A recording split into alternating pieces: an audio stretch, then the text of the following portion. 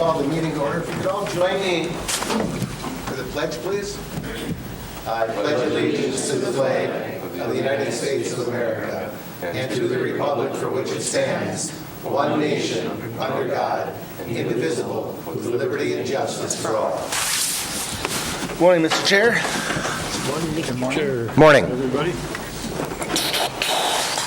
First order of business, approval of the county board minutes. Make a motion to approve the... Second. Motion's made and seconded. Further discussion? Hearing none. Those in favor? Aye. Opposed? That motion passes. Ms. Tabitha, do we have any additions or deletions to the agenda? We are changing the order. We're moving awards of excellence along with the Okay, we're going to alternate 5 and 6. Other than that, I would like to have a motion to approve the agenda. So move. Second. Any further discussion? Hearing none. Those in favor? Aye. Aye. Opposed? That motion also passes. So, Ms. Gruber? We have the 2017 Awards of Excellence. I always enjoy this component because I see every day what work is done at the government center, and not everybody gets that privilege. And so it's always nice to be able to recognize certain folks, even though I know they're more deserving too. The Awards of Excellence program started before my time, I guess. It's an opportunity that either coworkers or the public has in recognizing certain county employees that really go above and beyond what they do. There's good work done every day, but sometimes people just take an extra step and really excel or really go above and beyond. And so we receive nominations throughout the year, and at the end of the year, we take a look at them and determine who this year, or who in that year should be recognized. And so we had good nominations this year. There were a number of them. There were 3 awards that are chosen, and I'll just take a minute to go through those now. The first is the dispatch staff, and there's a few of you here, and I appreciate you coming. It's not easy to get away from the office, I know that. Dispatch has been interesting. I learned a lot in the last 10 years or so that I've been doing this job about dispatch and about the operation and about how truly difficult it is. It's amazing. They're there all the time. They're the first point of contact. The impression of this whole emergency operation and how we respond is so crucial to what you guys do every day when that phone rings. And it just is amazing to me that the composure that's kept, the ability to take all of these moving parts and be able to get who needs to respond where they need to be in a quick manner, keep the people on the call calm, keep everybody around you calm. It's just amazing. It's very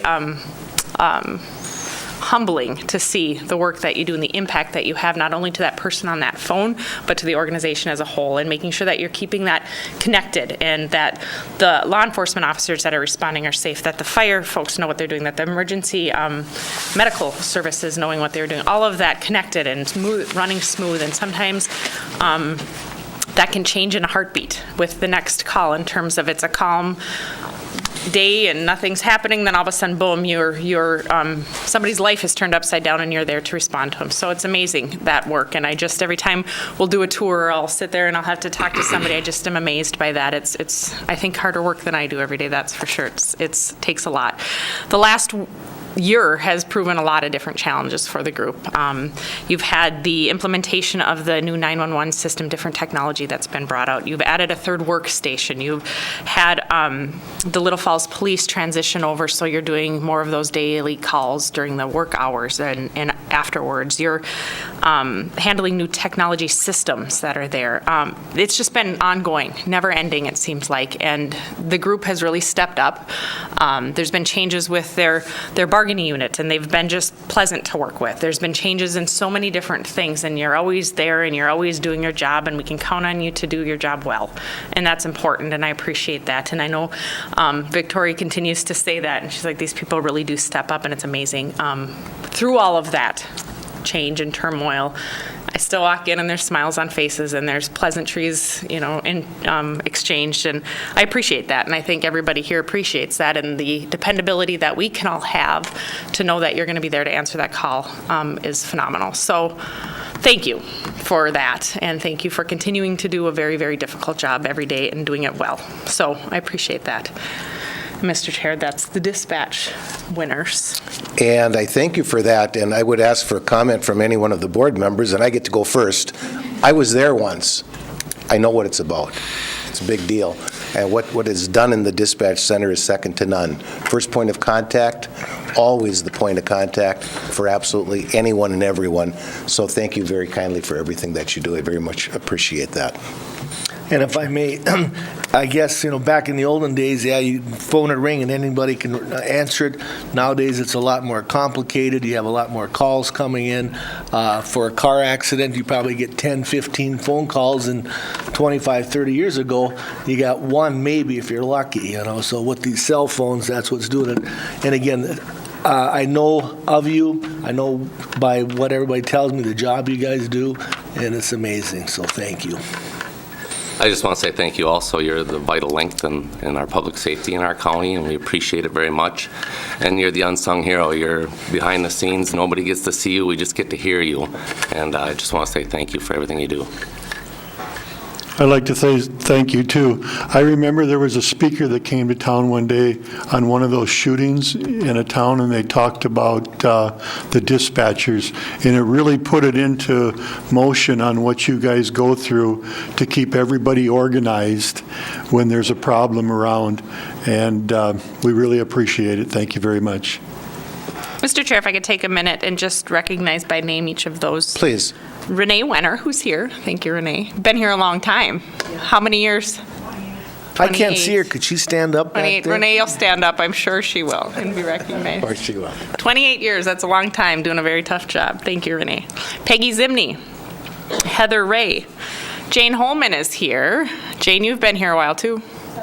17 years. Jane recently, in the last couple of years, went into a lead dispatch position, has been very instrumental in helping daily operations, helping fill in when there's gaps. So thank you, Jane. Pleasure to work with you. Rachel Zimmerman, Linda Day, Amanda DeZurek, Ashley Shackle, Sherry Benarski's here. Sherry, you joined us not too long ago. It'll be a year in February. It'll be a year. The senior and the others. Well, there's a lot to learn from Renee, and I'm sure you make a great team. And thank you. I mean, not everybody makes that training. That's a tough job to get through, and well done. Good job. Part-time dispatchers are Matt Messerschmidt, Eric Hagna, Stephanie Roback. And their supervisor, Victoria Ingram, is here too and does a phenomenal job keeping the group together and united. So thank you, ladies, for coming in. And I have an award here we'll present in a little bit and a gift certificate that you can share. The second award winner is Miss Debbie Helmrich. Debbie, how long have you been here? Will be 20 years. Will be 20 years. It's a while. And doing this job, or did you have a different? It's been this job. Yeah, and Debbie comes to work every day, and not everybody sees it every day, but her coworkers do. She's pleasant. She goes above and beyond. She drops everything to help others when they need it. She is very good about willing to assist whenever you need it. You bring a smile to the face of your coworkers, and they recognize it and appreciate it. And thank you for doing that. So not only are you processing bills and making sure clients are getting the reimbursements or the county's getting the reimbursements that we need on a regular basis in the accounting area and social services. I guess I should have started with that. I know, but not everybody knows, and I forget that. But it's people like you that make coming to work every day a pleasure. And your coworkers appreciate it, we appreciate it, and thank you for doing that. I mean, it's sometimes gets lost and it's easy to get into the kind of conundrums of a day, but your constant positive attitude and the smile on your face really doesn't go unnoticed, and people appreciate that, so thank you very much for doing that. We appreciate it. That's Debbie Helmrich. Thank you. Thank you very kindly. And I just have to add that it's amazing simply what a smile on your face will do. I mean, it just brings joy to everyone, and for what everyone says of you, we have to think pretty wonderful things of you, so thank you very, very kindly for what you do. And just based on what your other staff have said for you, that you're always willing to help others, bring the smile. Again, it's amazing to have an employee for Morrison County, and again, thank you very much.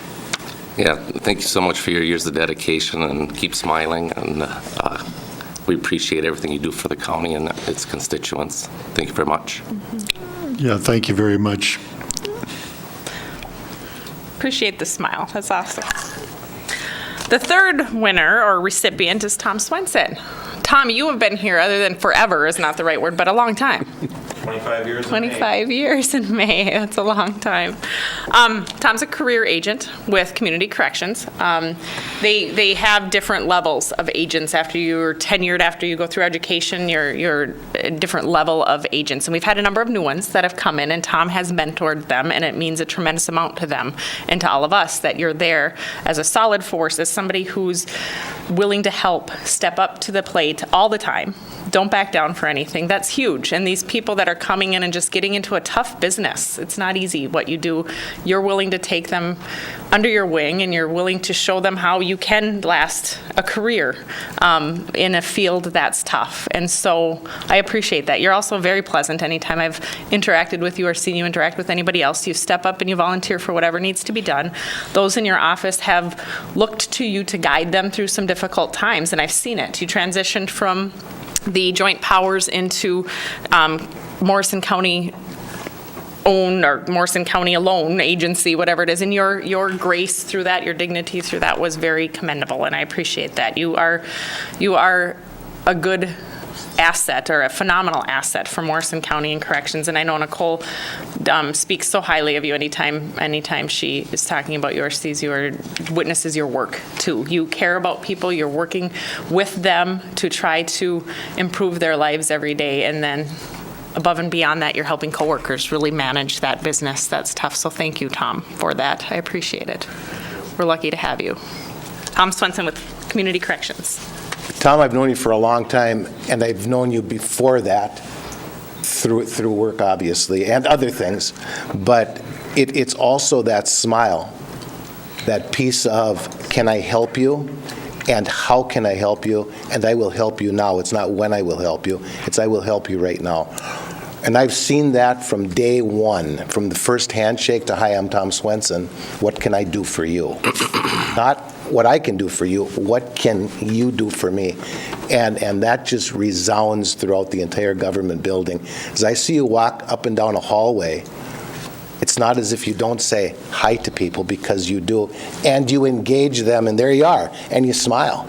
It's a big deal. I thank you very, very kindly for everything that you do. And if I may, Mr. Chair, again, based on what your co-workers said, that you reach out with all the knowledge, you're a walking kind of an encyclopedia, and you're willing to share all that information, which I think is a very strong asset, and you also go the extra mile for the clients.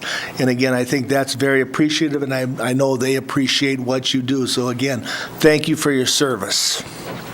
Yeah, thank you so much for your years of service and your dedication to Morrison County. I agree with what everybody else said. Thanks a lot, Tom. So, Mr. Chair, those are our 2017 recipients. We had, like I said, other nominations that were very deserving also. We can only pick a few, and so it's my honor to present Dispatch Group, Debbie Helmrich and Tom Swenson with the 2017 Awards of Excellence. Thank you.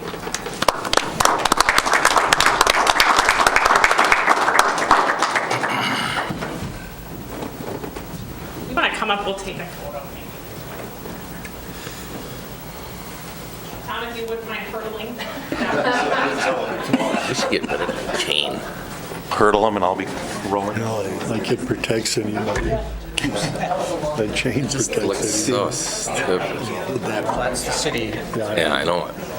I know why it's there. Yeah. But we could pile them up right over there. I'm not going to criticize them for that. But they're letting us use it. All together?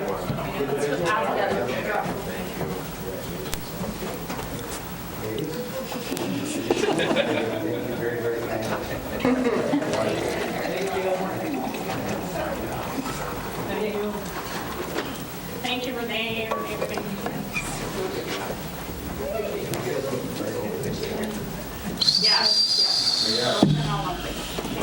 We're going to line up at the whole board. Oh, we get our pictures in there with everybody too. Well, that's good to hear. Yeah, we kind of are doing right here. Let's try here. We have to get used to new dates, and so we're kind of hard to do that.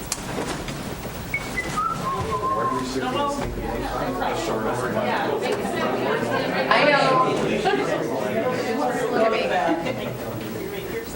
I'm going to take a few in just a second when I can see. All right, which camera are we looking at? Yeah, these two. All right. Thank you. Ready? 1, 2, 3. One more. 1, 2. Yeah, it did. Three more.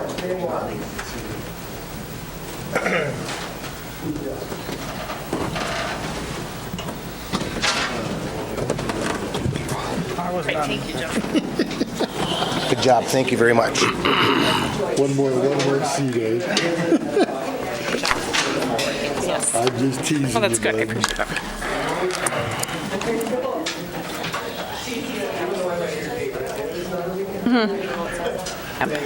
Yep. Actually, Mike said that. Wilson.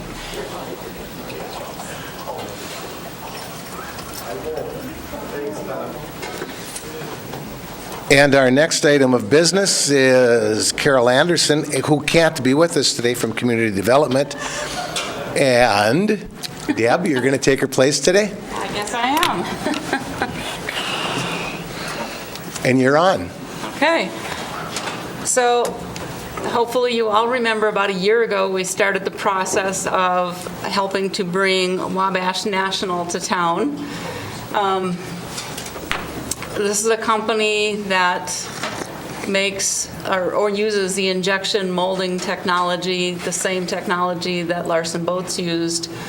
And they create panel systems, very high technology panels that they then use to make trailers. Very lightweight trailers, so it's very new technology that they're putting on the market, and we believe is going to go long ways, something very new to the industry, and it's going very well. They exceeded their goal for hiring people this last year under the grant agreement, and so far have put together, and maybe you gentlemen can help me from the meeting last night, they've already put together a number of finished trucks, but I can't remember the number. 6, I believe. Was they it did. 6? Okay. So they've completed 6 full trucks at the Little Falls site now, and they plan to do 200 this year. Well, they're not planning, they have orders. Yes, for they have 200. orders for 200 and 900 the following year. Yep. So they're going to Really? ramp up very quickly, and they will be hiring quite a few people here at this site.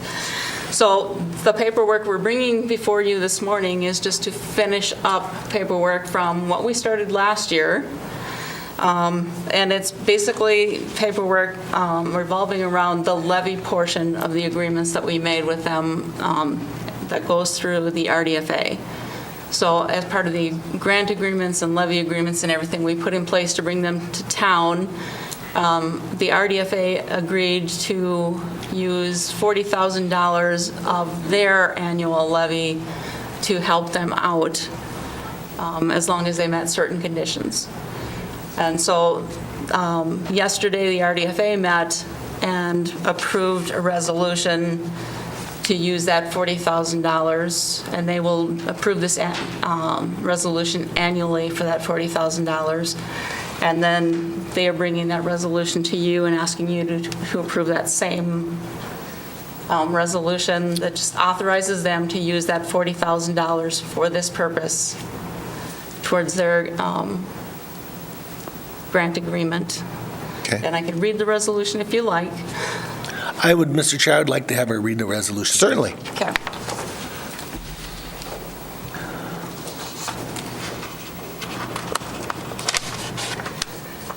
So whereas the Morrison County Rural Development Finance Authority of Morrison County was established pursuant to laws of Minnesota for 1982, Chapter 437, Section 1, and whereas pursuant to such special law, the authority was granted all the powers and duties of a housing and redevelopment authority under the provisions of the Minnesota statutes, Section 469.001, and whereas the authority proposes to enter into a grant agreement, the agreement with Wabash National Limited Partnership, the company, whereby the authority will pay to the company $40,000 on March 1st for each of the years 2018 through 2027, provided the company is in compliance with the terms and conditions of the grant agreement. And whereas Section 469.033 Subdivision 6 of the Act authorizes the authority to levy a tax upon all taxable property within Morrison County, the county, to be expended for the purposes authorized by the Act, the levy, and whereas the authority proposes to include in its budget for all years 2018 through 2027 an amount equal to $40,000 for the annual payments to be made to the company under the grant agreement, and whereas such levy shall be an amount approved by the Board of Commissioners of the county, but shall not exceed 0.0185% of taxable market value, and whereas the authority has and will annually file its budget in accordance with the budget procedures of the county, and whereas based upon such budgets, the authority will levy the levy in accordance with the Act in an amount but not less than $40,000 for each of the years 2018 through 2026. Now therefore be it resolved by the County Board of Commissioners of Morrison, the Board of Commissioners hereby consents to the authority levying in 2018 through 2026 the levy in an amount not less than $40,000, provided such amount does not exceed 0.0185% of taxable market value.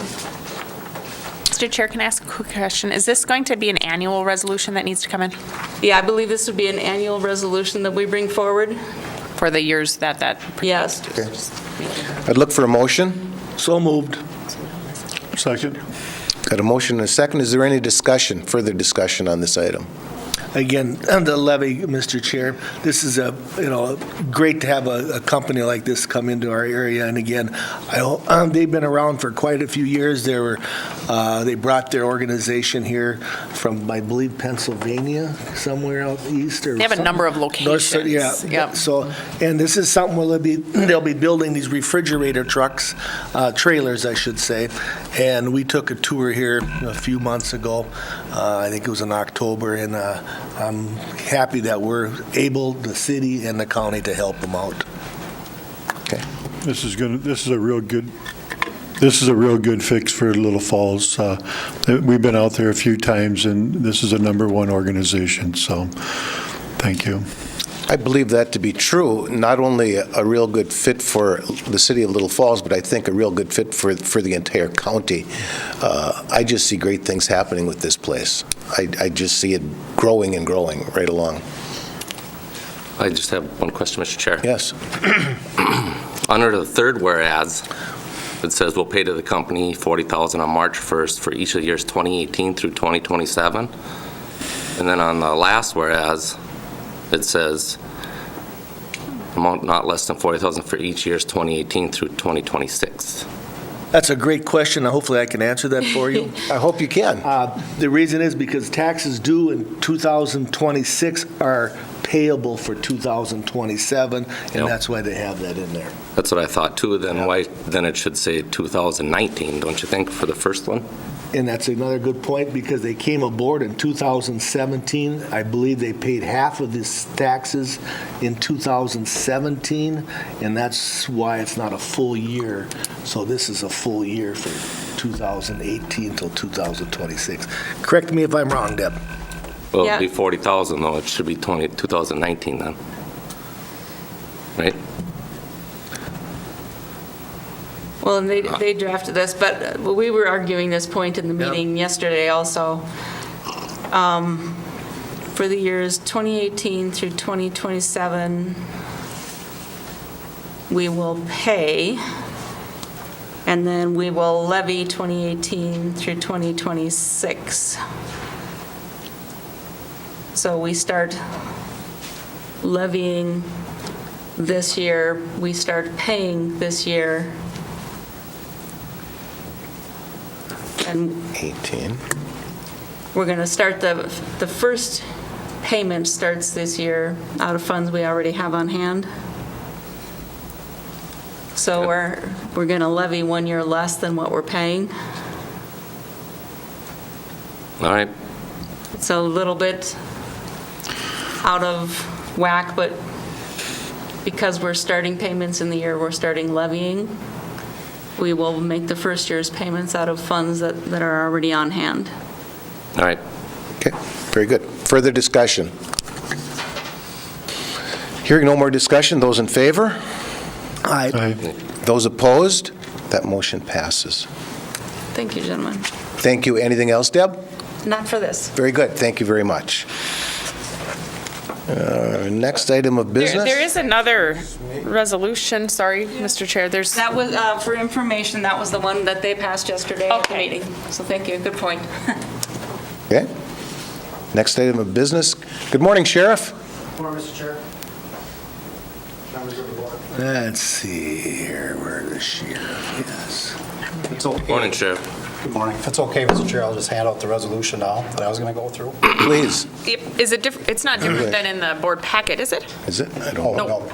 So We're if good? you want to, we have a copy. Oh, perfect. Thank you, Well, though. that's all I need to know. No Thank you. need. So it looks like that's where we will start. Obviously, we're here at the planning session. We're talking about doing a resolution regarding taking donations and looking for board approval. And we talked about how sometimes it's citizens of our community, different organizations within our community. Sometimes it's anonymous donations with a directive what we should do with the money. So just looking for acceptance from the board to pass this resolution that allow our office to take donations and then basically on an annual basis.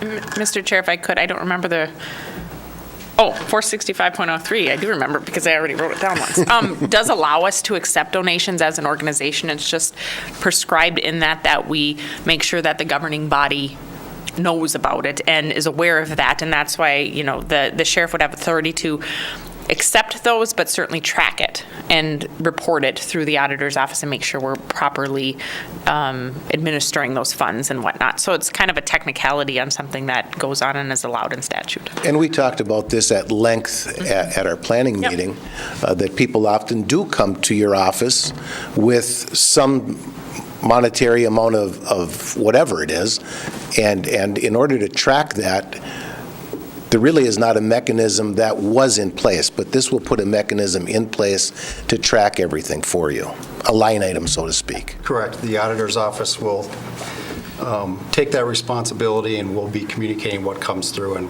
there'll be proof, I guess, of every transaction that takes place. Very good. I would look for a motion. Also move, Mr. Chair. Second. Motion is made. Second, is there any further discussion? Hearing none. Those in favor? Aye. Right. Those opposed? That motion passes. Thank you, Sheriff. Thank you, Mr. Chair. And then we have the monthly report, so this is going to be for December of 2017.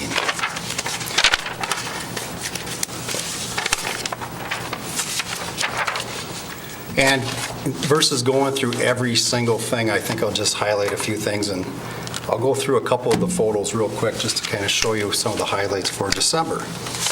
So the first is a picture of Deputy Yoder. He's at the Trident Seafood business in Motley, Minnesota. We sent a couple deputies to Ellis training. ALICE stands for Alert, Lockdown, Inform, Counter, and Evacuate. And what it is, it's kind of a spin-off of active shooter training as to what should you do as an employee at a business, and how should you act and or react if an active shooter came to your business and or school and or organization. So since we sent these guys, we sent 2 deputies. Basically, we've notified the public that, hey, if you want some assistance, we're here to help. We notified schools, and that's exactly what they're doing. They're just going through some role-playing and some training scenarios there. The second picture below that, it's basically we did our coffee with a cop. We've invited some of our partners with Kathy Lang she's the foundation director of CHI St. Gabe's, as well as Sheila Funk from the Little Falls High School DFC grant. Basically, we spoke at the senior center, and we talked about opioids and some of the drug activity occurring here locally, and just gave a presentation. The last picture you'll see, or on the bottom, is Deputy Yoder. Deputy Yoder is basically coordinates the Project Lifesaver for us. We thought this was kind of cute. One of his clients, I guess, basically wrote him a thank you letter and wanted a picture taken with him. So just goes to show that Al really interacts well with these people. They could be people with Alzheimer's, could be people with autism, could be any sorts of people who wander off, and just highlighting that photo. Then, of course, we had every year we do Shop with a Cop. We had our local fire departments, we had state patrol, and then, of course, we had personnel from the sheriff's office participating in this event. Just going over the number of complaints. Basically, for December of 2017, we had 871 total number of complaints. You'll see 85 of those cases, or 85 of those were criminal complaints, with 49 of those cases cleared. Non-criminal complaints, we had 786. Just want to grab a reference paper here. Sheriff, when you talk about criminal complaints and non-criminal complaints could be anything from, and I don't mean to be smart when I say this, but a cat in a tree, to an open door, to a suspicious person, to open water on a lake. Correct. Could be a anything. vehicle on lock, and we could keep going. It could be a Okay. barking dog. It could be something- anything. Correct. Very good. Thank you. And I just want, I wanted to break this down, but yet some of these numbers get to be a little alarming, because in this case, normally we have a 70-80% clearance rate. So when I see numbers like this, I want to make sure they make sense to me. Here we're looking at only a 58% clearance rate. And what we did was we looked at each of the cases, and we found out that 36 of these cases are still pending. 8 of these cases are currently under review by the county attorney's office. And of course, 11 of these are property damage, where we don't have a suspect. So of course, the numbers kind of alter a little bit. So we are clearing as many as we can, but that's the reasoning behind why we don't have a higher clearance rate. Just to kind of fast forward, at the very end, I'm going to show a graph, but you don't have to go that far if you don't want to. But at the very end, I'm going to show a graph, and we usually do a 2-year comparison, the prior year with the existing year. And what you're going to see is that there was 1,296 total number of complaints. And of course, that was December of 16. December of 17, you'll see the number right here, 871. And the difference is, if you remember, we had the Brisk homicide case going on, and there were some things that just didn't get done, like entering of gun permits, the purchase permits. All those things kind of sat there for a long time. But in order to get an accurate year-end report, we had to make sure those numbers got added. So that's why the numbers were so high last December compared to 2017. Okay, moving on, our drug investigations, you'll see the numbers there. We had 1 controlled substance investigation, 2 controlled substance search warrants, 5 controlled substance agency assists, and 2 possession of controlled substance methamphetamine, 1 possession of marijuana. What I really want to highlight regarding our drug investigations is our guys have been very, very busy, and a lot of it is assisting where needed. The information I got recently is that we have direct sources from Texas and Mexico bringing up methamphetamine 25 pounds a week, and it's turned into a very large case. So, as you can imagine, all of our resources are needed with the Drug Task Force. And it's coming from Texas and Mexico, getting distributed to St. Cloud, and then from St. Cloud, it's filtering through all of our counties.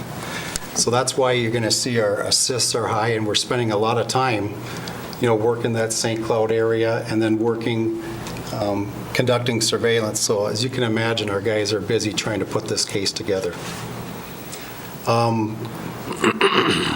We have another case that is actually federally funded right now, and there's large amounts of heroin coming in our area from Minneapolis, and it's going to central Minnesota and to northern Minnesota.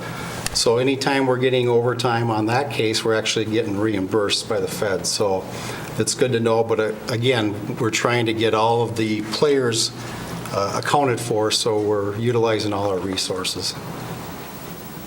If I may, Mr. Chair, Sheriff, these are new ones that have come in December, I'm assuming. They're not carried over from November to December. So when you say controlled substance investigation, this is a new one that's brought forward? These are new cases, but some of them, like the search warrant, could have been an existing case that we now just closed because we did the search warrant, and either that'll spin off some other work for us, or it comes to a dead end where no one's working, now we're putting them in jail, if that makes sense. Training, I'll just highlight a couple things. We had 4 officers attend the BCA single certification training. Anytime we do anything with our computers that's BCA related, whether it's running a driver's license check on somebody, or basically entering gun permits, doing background checks, stuff like that, we have to be BCA certified, and we have to do that once every 2 years.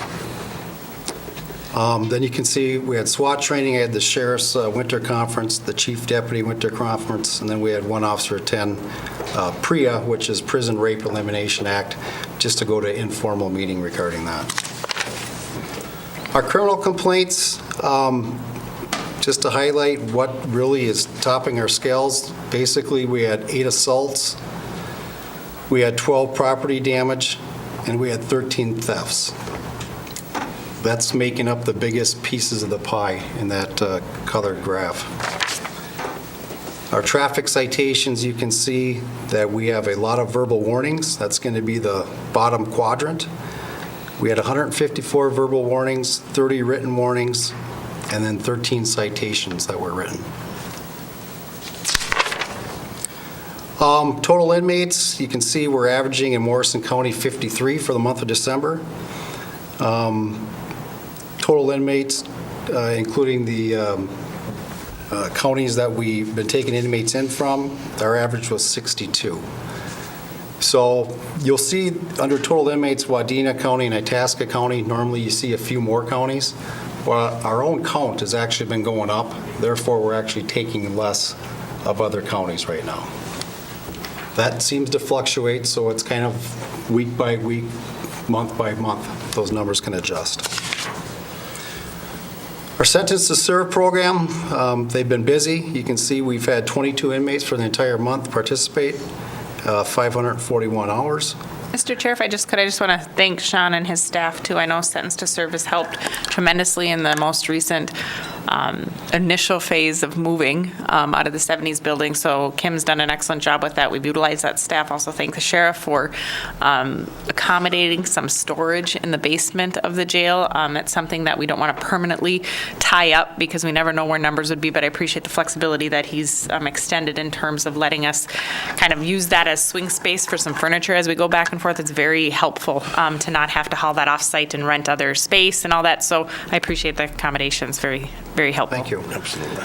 I think the STS crew appreciates that as well, because sometimes when it's 25 below, they really don't want to be outside. If they can help out with the renovation and stay inside where it's heated, that's great.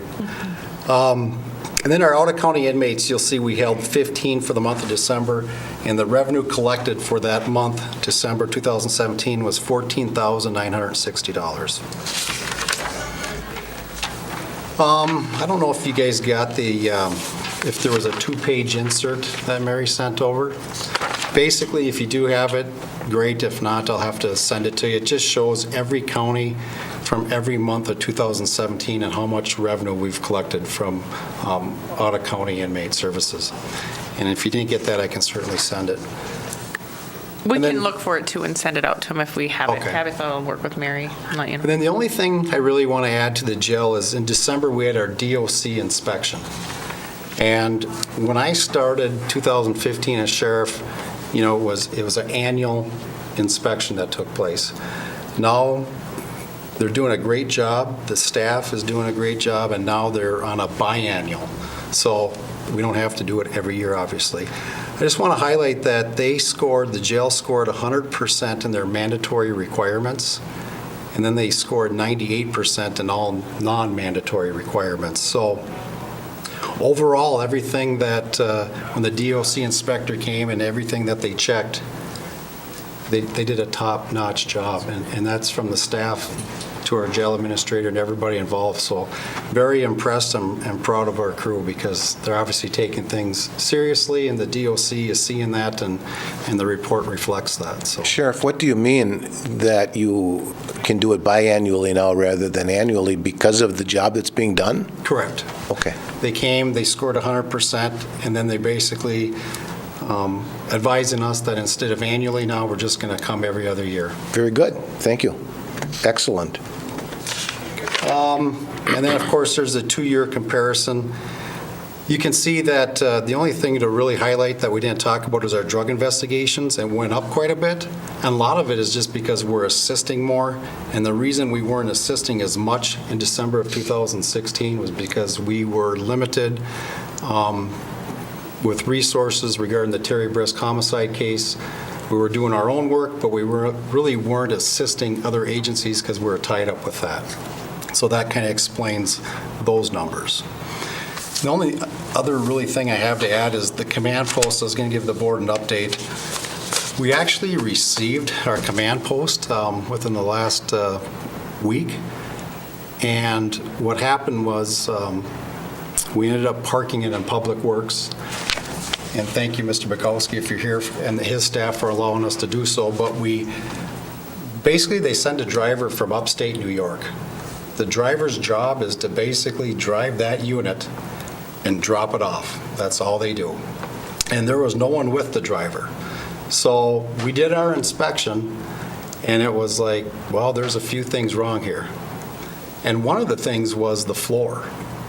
And it really couldn't handle the adverse weather temperatures, and the floor was starting to buckle. So we contacted the vendor. We advised them about this. They said it's probably something to do with the adhesive that they used. So now they sent the driver to pick the unit up and drive it all the way back, and they're going to fix it. Now, we can ask a million questions. Well, why didn't they go somewhere else? Why did they have to come and pick it up? They wanted to take care of it themselves, and then they're going to actually deliver it again. So if you hear anything about it, yes, we did receive it, but now we're waiting for all the corrections to be adhered to or addressed. Very expensive unit, Mr. Chair. It's good to have it correct. So Might as well make it right the first time. Exactly. Good thing it was delivered in the wintertime. In the summertime, we probably would have never caught it right away, So. Possible, yeah. And that's all I have, unless there's any questions for me. Sheriff, thank you very much. Thank you. Thank you. And our next item is number 8, Social Services. Brad.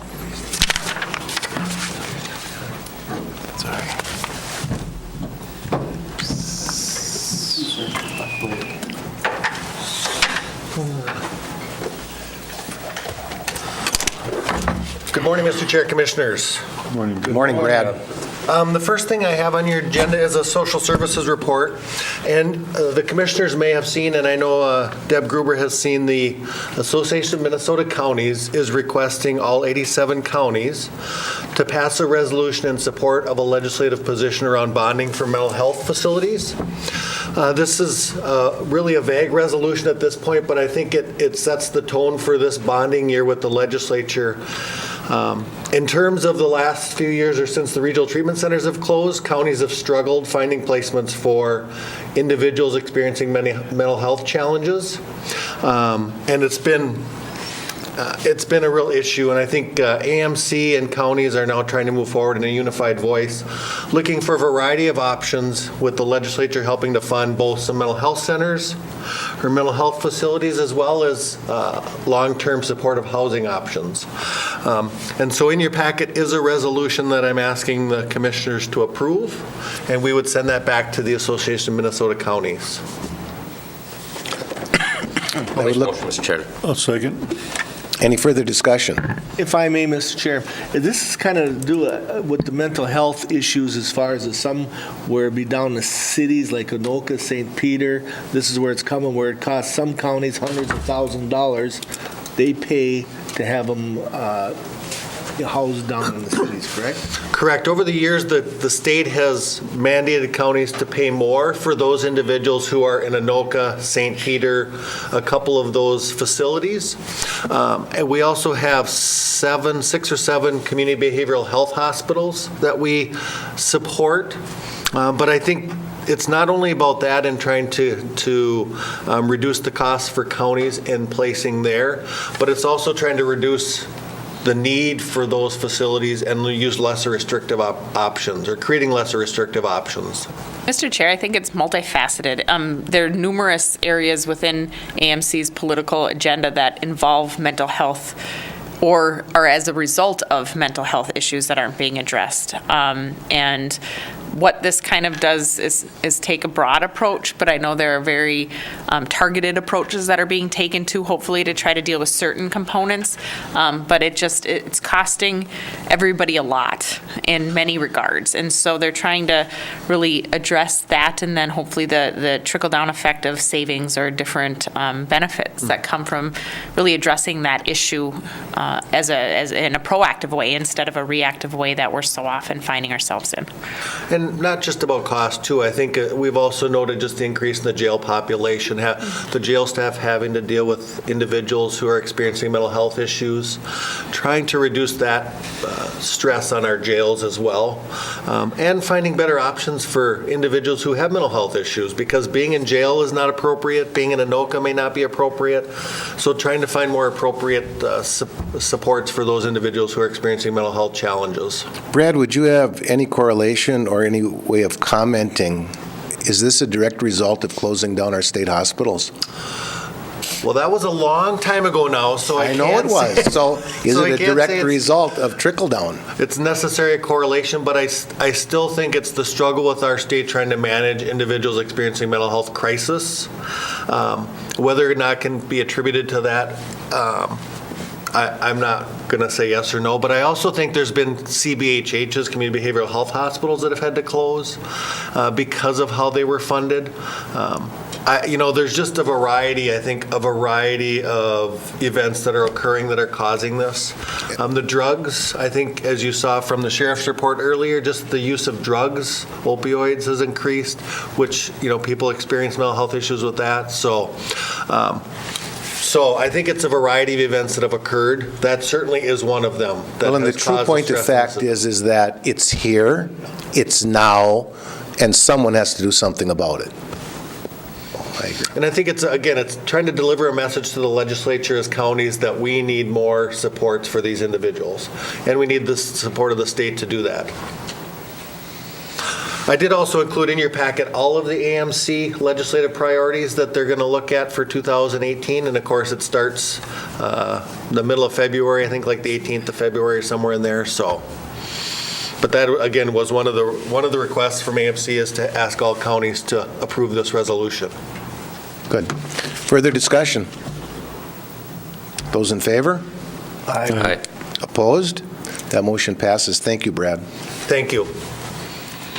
Next, I have a couple of public health items. The first is approval of the 2018 tobacco licenses in Morrison County, and I will say that all of these facilities are up to date on their taxes, so these are all being approved without any contingencies. Look for a motion. So move. Second. Motion and a second. Is there any further discussion? Hearing none. Those in favor? Aye. Opposed? That motion passes. Thank you. The second item is approval of a temporary one-day liquor license for the Little Falls Area Chamber of Commerce to be held at the Falls Ballroom on February 22nd, and the sheriff did approve the license application for this event. I'll make a motion. Second. Further discussion? Those in favor? Aye. Opposed? That motion passes. Thank you. And the last item I have is for establishment catering license for Uncle B's Catering in Uppsala. They're actually going to close their restaurant, or they've sold their restaurant and are going to be now just a catering business, providing their meals out of another kitchen. And so we need to approve a catering license for them to be able to change their business practice. So move. Second. Got a motion and a second. Is there any further discussion on this one? Hearing none. Those in favor? Aye. Opposed? That motion passes. And that's all I have this I morning. think that's it. Brad, Thank you, thank you Brad. very Have a kindly. good day. Appreciate it. You too. Our next item is Kathy from Veterans.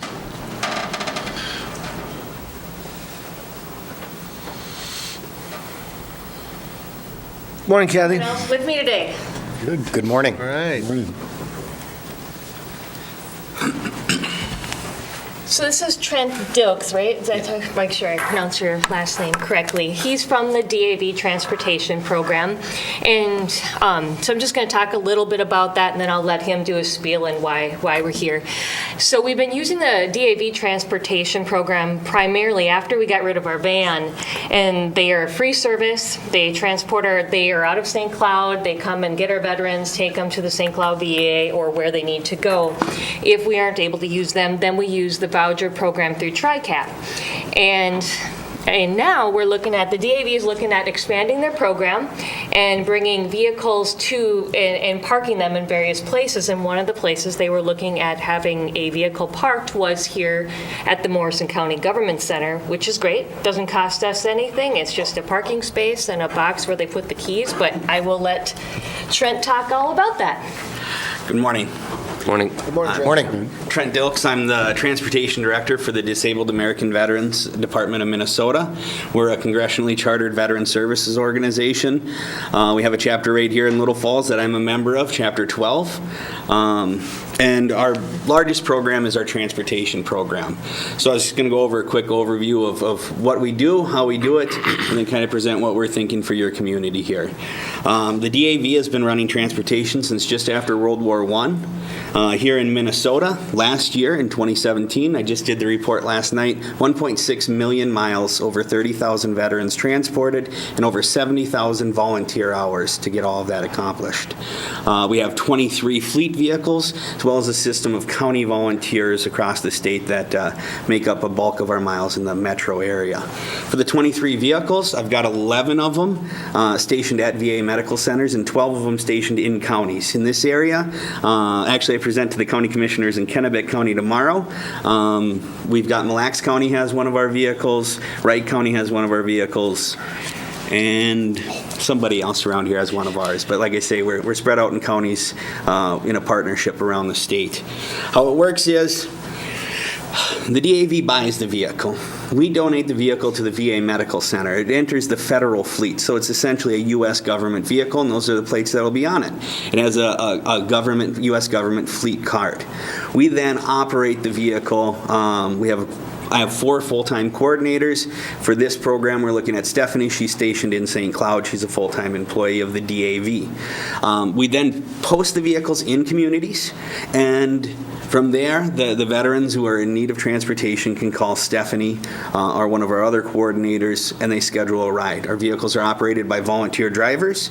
They're volunteers in the truest sense. We don't give a stipend. We don't have reimbursement. In Minnesota, we have about 172 that drive just our DAV fleet vehicles, adjusted to about 150 once the snowbirds leave. Let's see. From there, the rides are free. We don't charge the VA, we don't charge the veteran, we don't charge anybody for them, we don't collect any funds. Actually, the primary way this is all funded is if you've seen the green clothing bins around your community, the bright green ones with DAV on them, it's pretty much how we operate this entire program, is one pair of pants at a time. So it's worked out pretty well for us. What we're thinking for Morrison County is we'd like to bring a vehicle up here into Little Falls. Currently, we've been covering the county. We have 3 stationed at the St. Cloud VA, as well as Crow Wing is the other county. Crow Wing has one of our DAV vehicles in it as well. So we've been trying to cover it the best we can, but the demand has increased. Stephanie contacted me about it. There are days where she's trying to run up to Little Falls from St. Cloud 3 or 4 times. It's a balancing act. We try to keep the days as short as possible for the veterans who need our service. So when the appointments are spread out, there and back, there and back, there and back, and it ends up with a lot of kind of road time that we could avoid if we could start from out and go to in. Like I said, we buy the vehicles, the VA covers the fuel, the repairs of the vehicles. The volunteer drivers are registered through the VA. So they are treated like employees without compensation for the reasons of liability, right? It's the Federal Tort Claims Protection Act. So we did have a fender bender in, well, it's not a fender bender anymore. That plastic just kind of breaks, but in St. Cloud. And the VA steps in, they cover everything. The volunteer doesn't have their insurance dinged, anything like that. Like I say, they're federal employees without compensation whenever they're behind the wheel of that vehicle. Stephanie handles all the scheduling. Our commitment to the program is open-ended. So at no point will we say, okay, now we want Morrison County to kick in money, anything like that. When the vehicle wears out, we replace it. We're thinking a 2018 Dodge Caravan is probably the right vehicle. The best quote actually came from, I think, Brandel Motors right down the road. So if we go ahead with this, we would buy one from Brandel Motors, probably have it wrapped right down there in Rice, and be able to roll relatively quickly. The only thing we need from the county is a parking space. The parking space and a lockbox on the outside of a building, because sometimes our volunteers leave at 5 o'clock in the morning. The parking space, for that, there is a parking agreement that comes from the VA, and that just releases the county from liability on their property. So as far as the county's concerned, that's really the only official interaction with the program, and that comes with a parking agreement that says that if it's damaged on your property or something like that happens to it, the county's not liable for the damage to the vehicle. Beyond that, it's kind of a federal and nonprofit partnership that we like to get the buy-in from the county. We'll recruit the volunteers and everything, and work with your CVSO to find the veterans who need rides. Gentlemen, I'd look for a motion. So moved. Second. Motion and a second, and further discussion.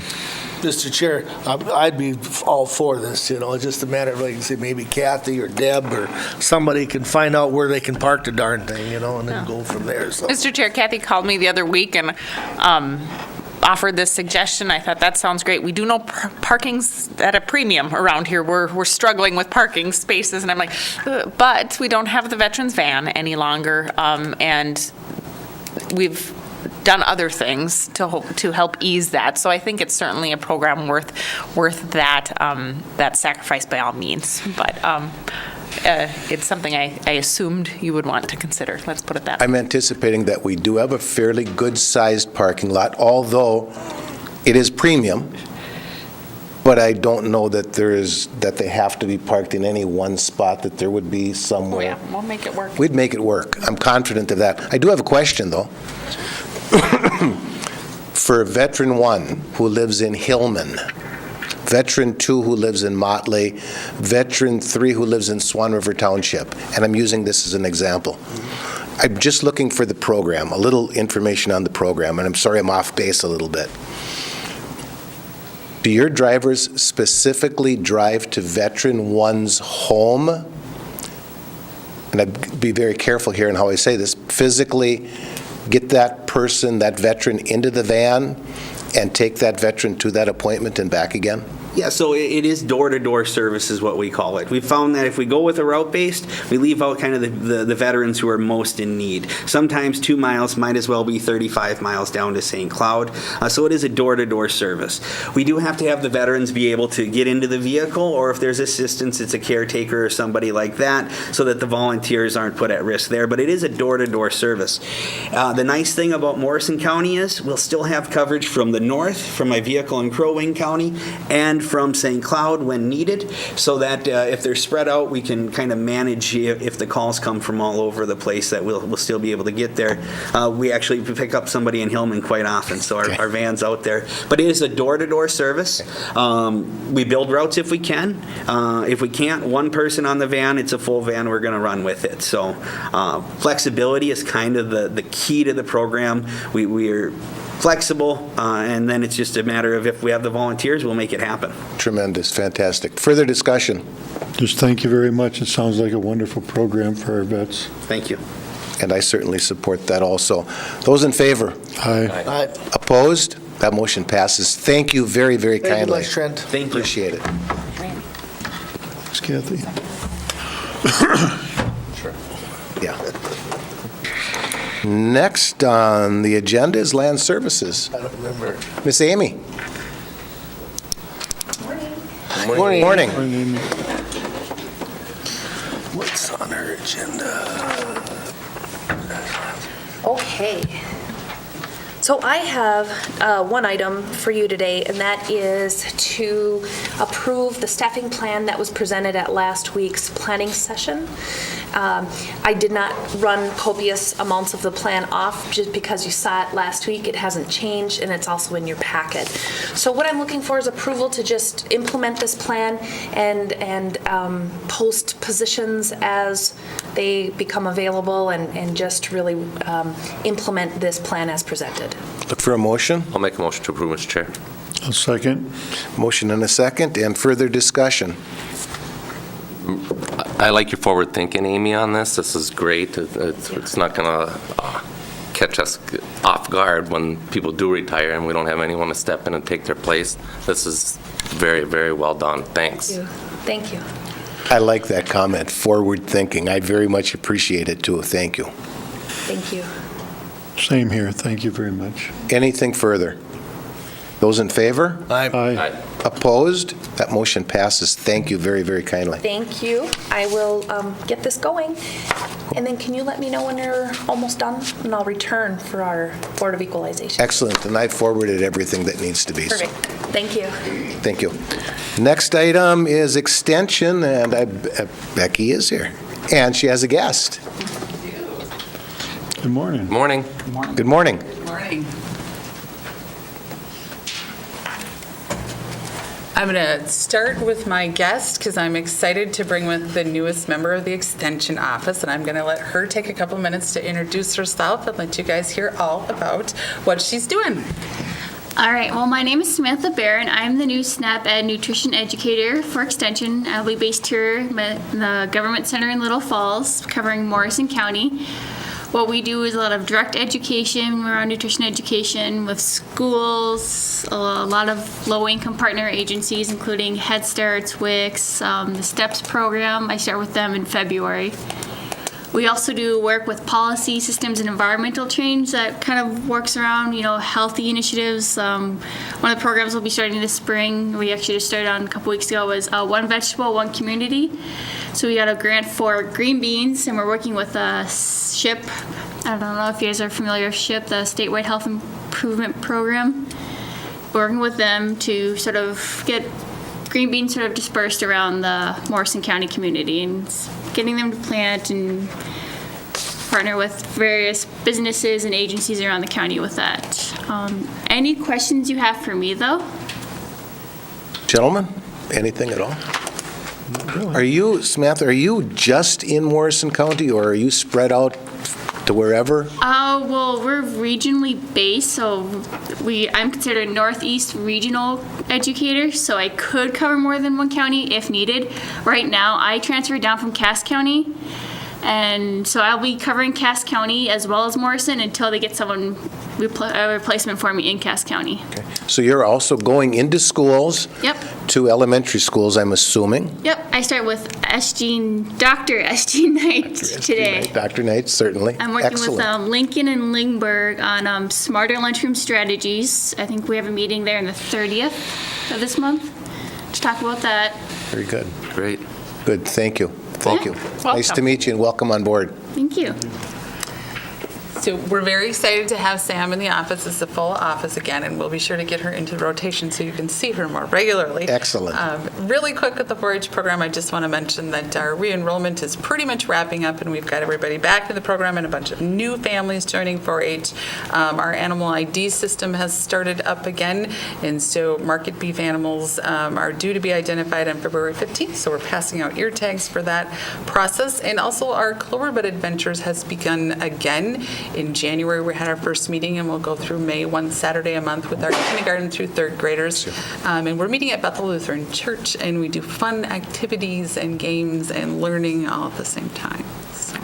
Mr. Chair, and I just want to thank Becky and your colleagues for accommodating the changes we have at the government center. I know it's not easy, and I've kind of went and commandeered their office conference room to allow for some other folks to use. But I appreciate the flexibility. It's going to be a difficult couple of years, but you have approached it very positively and very cooperatively, and I appreciate that. And so we'll do what we can to work together, but their new neighbors downstairs they moved into the neighborhood with gusto, and you're not quite so lonely down there anymore, that's for sure. You know, it's very refreshing to see so many people wandering around. We thought we were alone for a really long time. You've been alone for a very long time way at the end of the hall, but you do have a lot of company now. Yes. So thank you very much. Extend that to the I will office, definitely please. share with the gals back in the Thank you. And Samantha, it's wonderful to meet you, and we Thank welcome you. you on board. Thank you. Excellent. Thank you. Thank you very much. Let's see. Our next item is the auditor's report again. I shouldn't say again, just bringing you back again. And Denise is here. Brought another guest.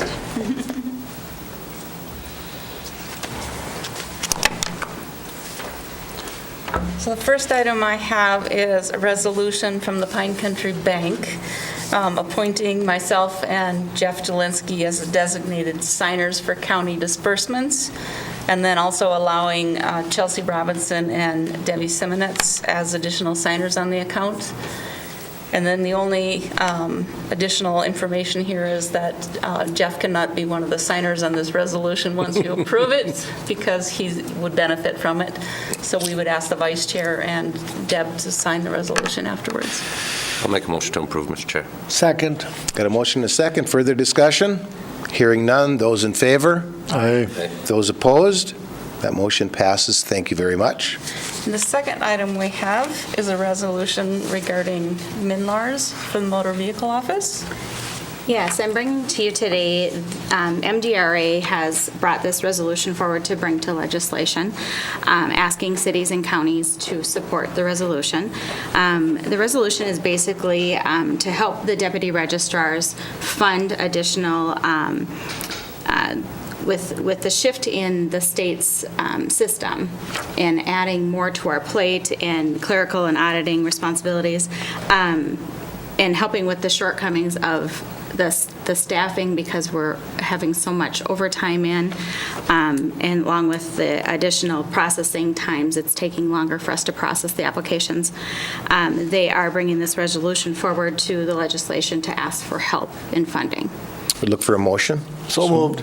Second. Motion is second. Further discussion? Mr. Chair, we discussed this for the last few months, maybe even a year, that how the changes are with the DMV as far as the system goes, getting your license, the wait time, it's just something that I think is needed for the state of Minnesota to get their hands on and make it a better system for all the clients or the constituents of the county and statewide.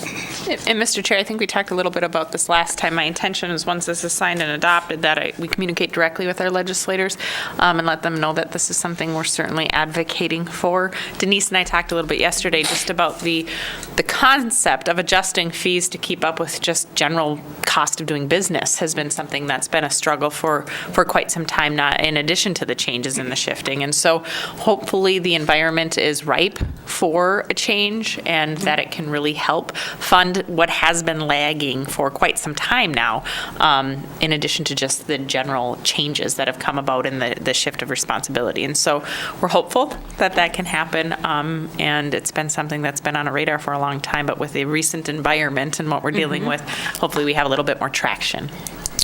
Totally agree. And Mr. Chair, I don't know if anybody's going to that legislative update. Is that today? Yes. Yes. It certainly would be something, if you're attending, that we could mention. There is one today. We have another meeting right after this. Oh, that's right. So maybe you, never mind for you.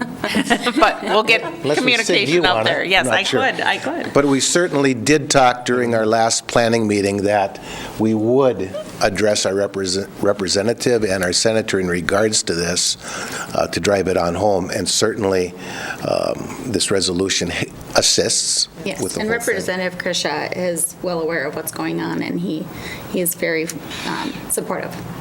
And I like that. That's a good sign. So, all right. Any further discussion? Those in favor? Aye. Aye. Those opposed? This motion passes. Thank you very much, and thank you. Thank you. Thank you. Appreciate it. And the final item I have is approval of the warrants. County Board warrants? Canceled. I'll make a motion to approve paid all the bills. Second? And I believe this is a roll call vote. Commissioner Wilson? Aye. Commissioner Lemire? Aye. Commissioner Wincher? Aye. And myself, aye. That passes. Thank you very much, Deb, Thanks, Deb. for the DMB. Yeah. Who made the motion for the DMB? Randy made the motion. Randy and Mike. We know you're doing a few jobs It's over all there. right. Randy and Mike, no big deal. Morning, Steve. Our next item of business is Mr. Bukowski, Public Works. Good morning, Steve. Good morning, Mr. Chairman, members of the board. I have a few items that I need your authorization to proceed on so that we can conduct our work for the next season. The first would be to authorize us to go to bid and request proposals for gravel production, highway striping, calcium chloride application. We'd also seek bids for equipment, seasonal equipment rental, bituminous material, and winter maintenance sand for the following year. So I need a motion to allow the department to take those items forward, and we will bring, after reviewing those bids, back for your consideration and award. I'll make a motion to approve, Mr. Chair. Second. Got a I motion got and it. Thank you. got a motion and a second. Further discussion? This comes on every year so quickly, doesn't it? Where does the time go, huh? God, That's for sure. Amazing. Further discussion? Hearing none. Those in favor? Aye. Aye. Those opposed? That motion passes. A couple of other things that we need authorization, or commissioners, for would be for allowing the department to negotiate gravel pit agreements with private property owners. We utilize these in areas that may require work from time to time throughout the construction season. It may be for culvert treatments or special maintenance and repair work that we do. We try to negotiate those materials as close as we can to minimize our hauling costs. And so typically, the maintenance superintendent would negotiate those agreements on an agreement that we've worked through the county attorney. And so we'd ask that the board would allow us to do that for 2018. So move. Second.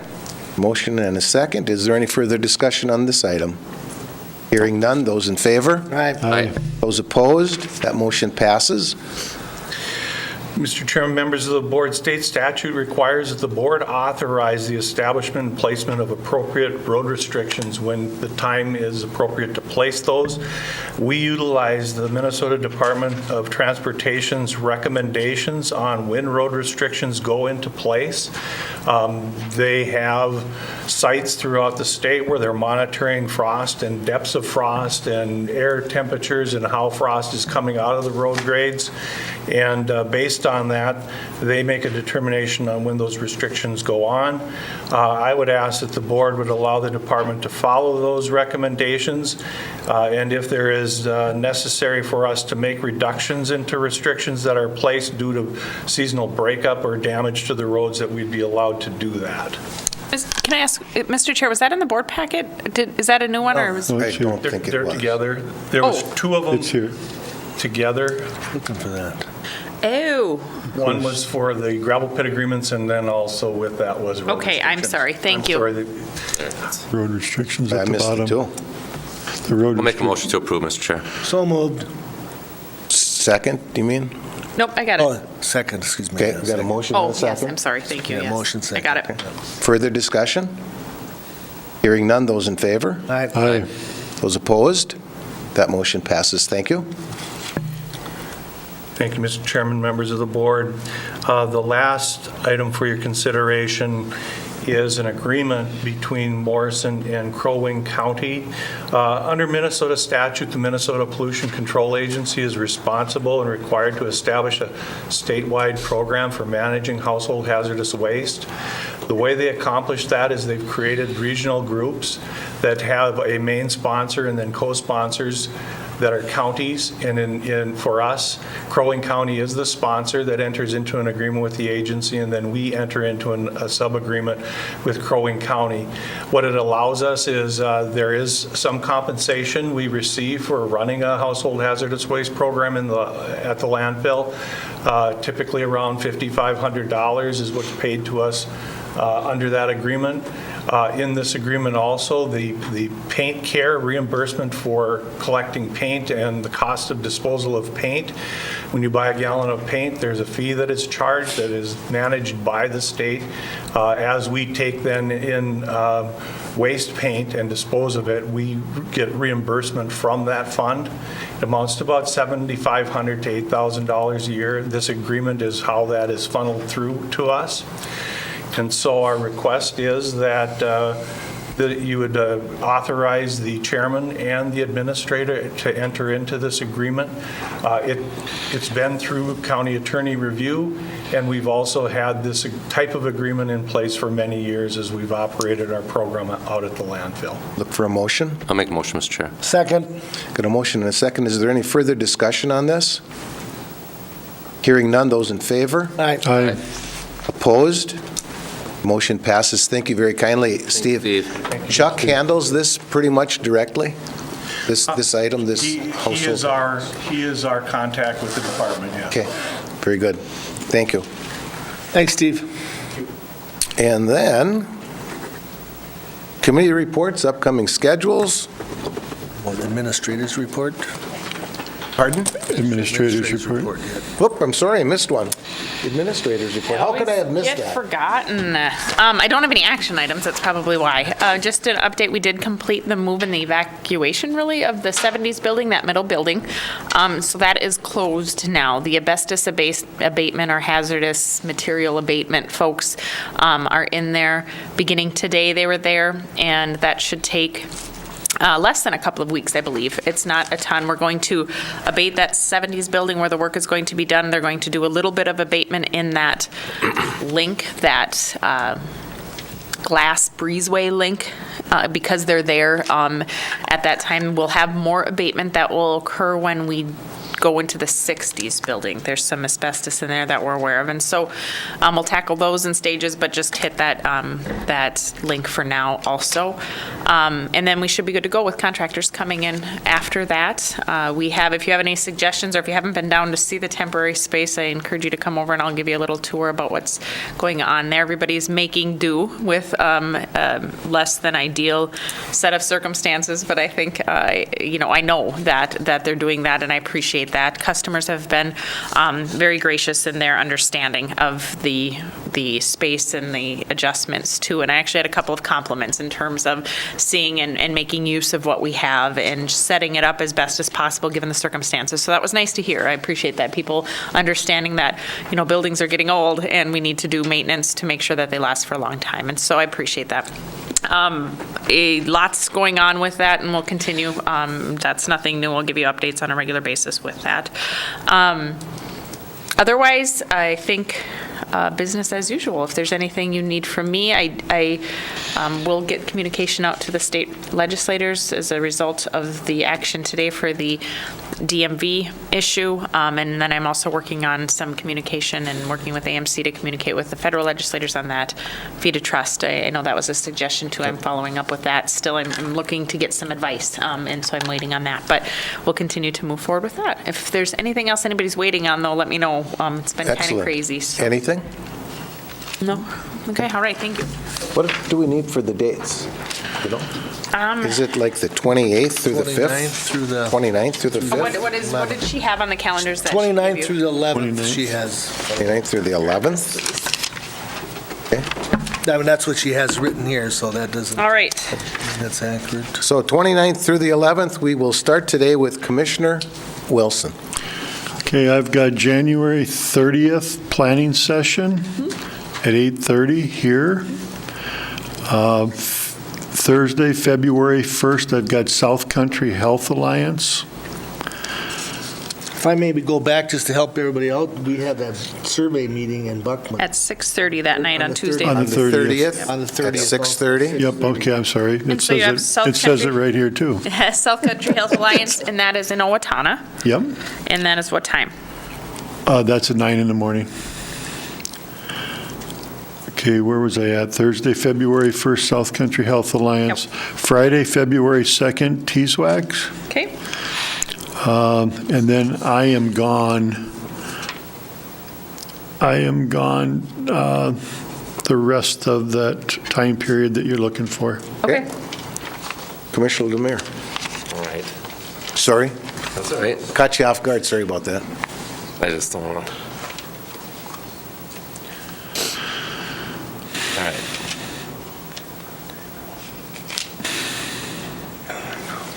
HRA on January 30th at HRA, On what time? 1:30. We got a board meeting February 6th, Board of Adjustment February 6th at 7 PM. And that's it. Okay. Commissioner Winter. Covers all me. That brings it up to me. 29th, 5 o'clock, Stand Up For You at the middle school in Little Falls. 31st, Central Minnesota Emergency Services Board Executive Committee and the Emergency Services Board, starting at 10 o'clock in the morning. At 1 o'clock in the morning is the board meeting. On the 1st, at 10 o'clock in the morning, I've got a legislative conference call with Armor.